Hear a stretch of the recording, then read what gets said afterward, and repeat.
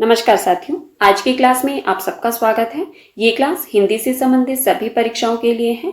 आज से हम हिंदी साहित्य का रिवीजन स्टार्ट करने वाले हैं, वो भी विस्तृत व्याख्या के साथ।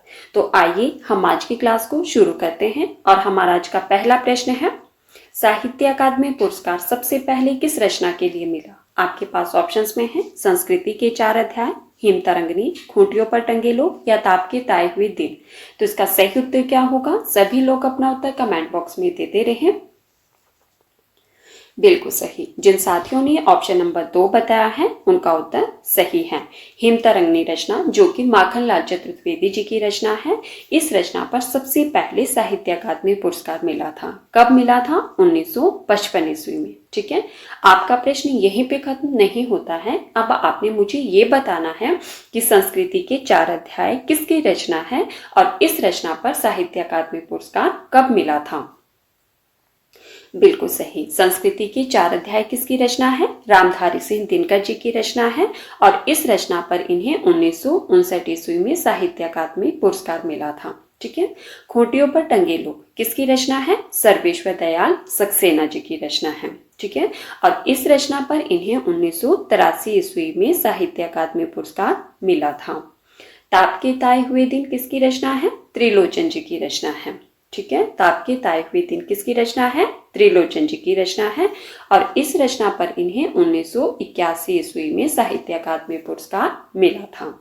हमारा प्रश्न था कि सबसे पहले साहित्य अकादमी पुरस्कार किस रचना पर मिला? तो वो मिला आपका हिमतरंगिणी रचना। ठीक है, किसकी रचना है? माखनलाल चतुर्वेदी जी की। ठीक है, तो हमारा सही उत्तर है ऑप्शन नंबर 2। हमारा अगला प्रश्न है, रुद्र संप्रदाय के प्रवर्तक हैं। आपके पास ऑप्शंस में है वल्लभाचार्य, शंकराचार्य, विष्णु स्वामी या मध्वाचार्य। तो इसका सही उत्तर होगा बिल्कुल सही। जिन साथियों ने ऑप्शन नंबर 3 बताया है उनका उत्तर सही है। रुद्र संप्रदाय के प्रवर्तक हैं विष्णु स्वामी जी। हमारा मलिक मोहम्मद जायसी को जायसी कहा जाता है क्योंकि वे, आपके पास ऑप्शंस में है क्यों कहा जाता है? क्योंकि वे जायस मत को मानने वाले थे, जायस गोत्र में पैदा हुए थे, जायस नामक स्थान के निवासी थे या इनमें से कोई नहीं। तो इसका सही उत्तर होगा, बताइए, मलिक मोहम्मद जायसी को जायसी क्यों कहा जाता है? बिल्कुल सही। जिन साथियों ने ऑप्शन नंबर 3 बताया है उनका उत्तर सही है क्योंकि वे जायस नामक स्थान के निवासी थे। हमारा अगला प्रश्न है, मैथिली बोली के लोकप्रिय कवि कौन है? आपके पास ऑप्शंस में है जायसी, तुलसीदास, कबीरदास या विद्यापति। तो इसका सही उत्तर होगा, बताइए, इनमें से मैथिली बोली के लोकप्रिय कवि कौन माने जाते हैं? बिल्कुल सही। जिन साथियों ने ऑप्शन नंबर 4 बताया है उनका उत्तर सही है। विद्यापति जी मैथिली बोली के लोकप्रिय कवि माने जाते हैं। चलिए, अब आप लोग मुझे ये बताइए कि इनकी कौन सी रचना मैथिली भाषा में रचित है? बिल्कुल सही। पदावली जो इनकी रचना है वह मैथिली बोली में रचित है। आज का प्रश्न है आप लोगों के लिए कि जो इनकी रचना कीर्तिलता और कीर्ति पताका है वह किस भाषा में रचित है? ठीक है, हमारा अगला प्रश्न है, परमाल रासों के रचनाकार हैं। आपके पास ऑप्शंस में है दलपति विजय, नल सिंह, शारंगधर या जगनिक। तो इसका सही उत्तर होगा, बताइए, परमाल रासो किसकी रचना है? बिल्कुल सही। जिन साथियों ने ऑप्शन नंबर 4 बताया है उनका उत्तर सही है। यह जगनिक की रचना है 12वीं सदी की। ठीक है, और इसका एक अन्य नाम क्या है? वो भी कई बार परीक्षा में प्रश्न पूछा जाता है। बिल्कुल सही। परमाल रासो का एक अन्य नाम क्या है? आलाखंड। ठीक है, हमारा अगला प्रश्न है, विद्यापति ने कुल कितने ग्रंथ लिखे हैं? आपके पास ऑप्शंस में है 13, 3, 16 या 18। तो इसका सही उत्तर है, बताइए, विद्यापति जी ने कुल कितने ग्रंथ लिखे हैं? बिल्कुल सही। जिन साथियों ने ऑप्शन नंबर 3 बताया है उनका उत्तर सही है। विद्यापति जी ने कुल 16 ग्रंथ लिखे हैं। आपने याद रखना है कि जो इनके 13 ग्रंथ है ना, वो इन्होंने संस्कृत में लिखे हैं। ठीक है, 13 ग्रंथ इन्होंने किस में लिखे हैं? संस्कृत में। 2 इन्होंने अवहट में लिखे हैं और 1 इन्होंने मैथिली में लिखा है। ठीक है, तो हमारा सही उत्तर है ऑप्शन नंबर 3। विद्यापति जी ने कुल 16 ग्रंथ लिखे हैं।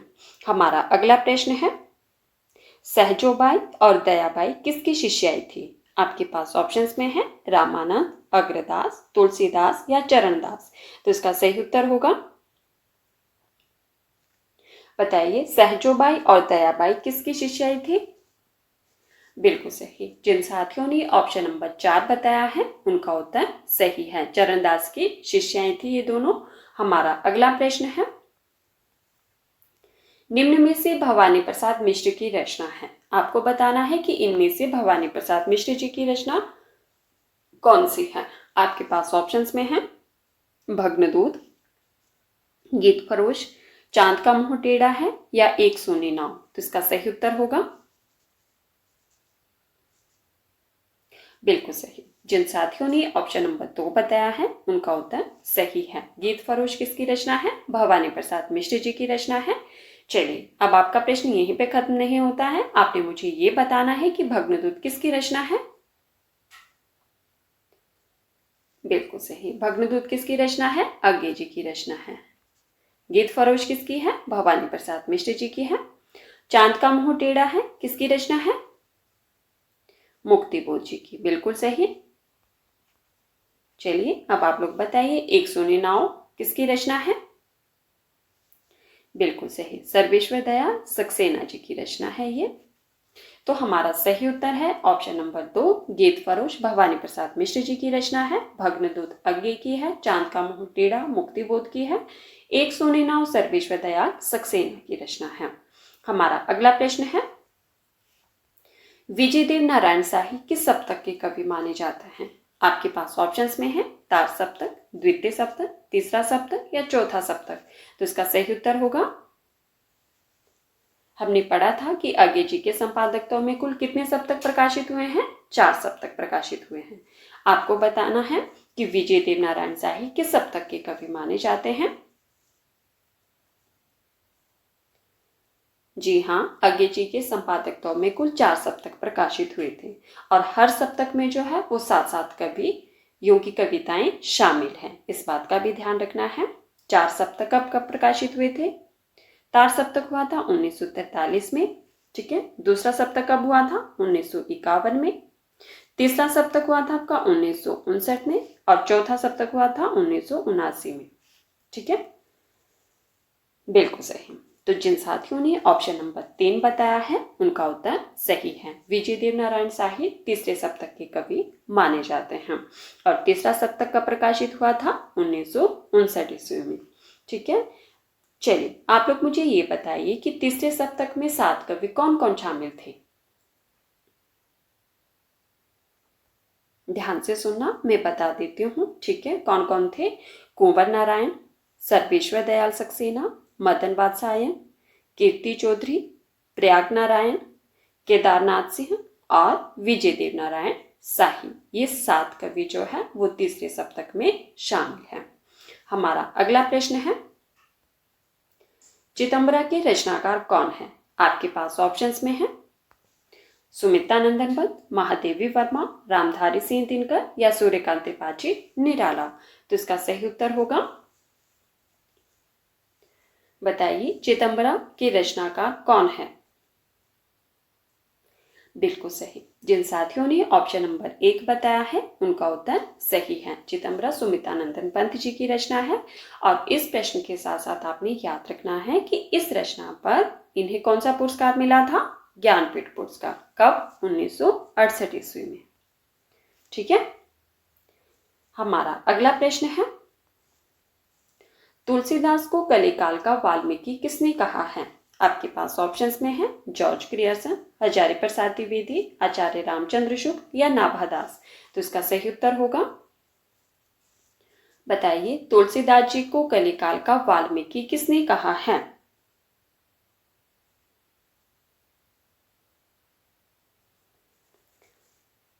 बिल्कुल सही। जिन साथियों ने ऑप्शन नंबर 4 बताया है उनका उत्तर सही है। तुलसीदास जी को कलिकाल का वाल्मीकि नाभादास ने कहा है। आपने इस प्रश्न के साथ साथ एक प्रश्न और याद रखना है कि नाभादास की प्रसिद्ध रचना है जो बार बार परीक्षा में पूछी जाती है। बताइए उस रचना का नाम क्या है? बिल्कुल सही। नाभादास की एक प्रसिद्ध रचना है भक्तमाल, और ये रचना बार बार परीक्षा में पूछी जाती है। तो आपने याद रखना है किसकी रचना है ये? नाभादास की है, और नाभादास जी ने तुलसीदास जी को कलिकाल का वाल्मीकि कहा है। हमारा अगला प्रश्न है, हिंदी नवरत्न नामक प्रसिद्ध ग्रंथ के रचयिता हैं। आपको बताना है कि हिंदी नवरत्न नामक प्रसिद्ध ग्रंथ की रचयिता कौन है। आपके पास ऑप्शंस में है श्याम सुंदर दास, मिश्र बंधु, पद्म सिंह शर्मा या डॉक्टर नागेंद्र। तो इसका सही उत्तर होगा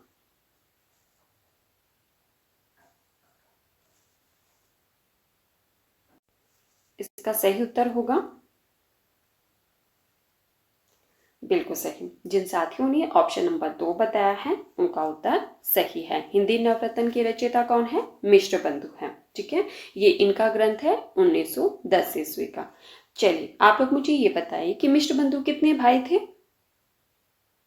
बिल्कुल सही। मिश्र बंधु कुल 3 भाई थे। कौन कौन? श्याम, शुक और गणेश।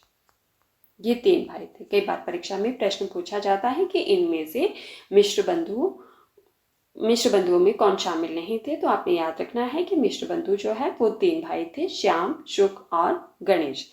हिंदी नवरत्न इनका ग्रंथ है 1910 ईस्वी का। हमारा अगला प्रश्न है, ये आपके पास पंक्ति दी गई है, जाति पाति पूछे नहीं कोई, हरि को भजे सो हरि का होय। प्रस्तुत पंक्ति किसकी है? आपके पास ऑप्शंस में है तुलसीदास, सूरदास, रामानंद या कबीरदास। तो इसका सही उत्तर होगा, बताइए, जाति पाति पूछे नहीं कोई, हरि को भजे सो हरि का होय। प्रस्तुत पंक्ति के रचयिता हैं बिल्कुल सही। जिन साथियों ने ऑप्शन नंबर 3 बताया है उनका उत्तर सही है। किसकी पंक्ति है ये? रामानंद जी की है। एक पंक्ति इसी से मिलती जुलती है जो बार बार परीक्षा में पूछी जाती है। वह पंक्ति कौन सी है? पत्थर पूजे हरि मिले तो मैं पूजू पहाड़। ठीक है, बताइए ये पंक्ति किसकी है? पत्थर पूजे हरि मिले तो मैं पूजू पहाड़। बिल्कुल सही। किसकी पंक्ति है वो? कबीरदास जी की है। तो आपने कंफ्यूज नहीं होना है। अगर आपसे प्रश्न में पूछा जाए जाति पाति पूछे नहीं कोई, हरि को भजे सो हरि का होय, तो ये रामानंद जी की है। और अगर आपसे पूछे पत्थर पूछे हरि मिले तो मैं पूछू पहाड़, तो वो कबीरदास जी की रचना पंक्तियां हैं। ठीक है, तो साथियों ये थे हमारे आज के कुछ महत्वपूर्ण प्रश्न जिन पर हमने चर्चा की। अगर आपको क्लास पसंद आए तो प्लीज़ वीडियो को लाइक कर देना और वीडियो को ज़्यादा से ज़्यादा शेयर भी कर देना। ठीक है, इससे आगे वाले प्रश्नों पर हम कल चर्चा करेंगे। ठीक है, धन्यवाद। मिलते हैं अगली क्लास में।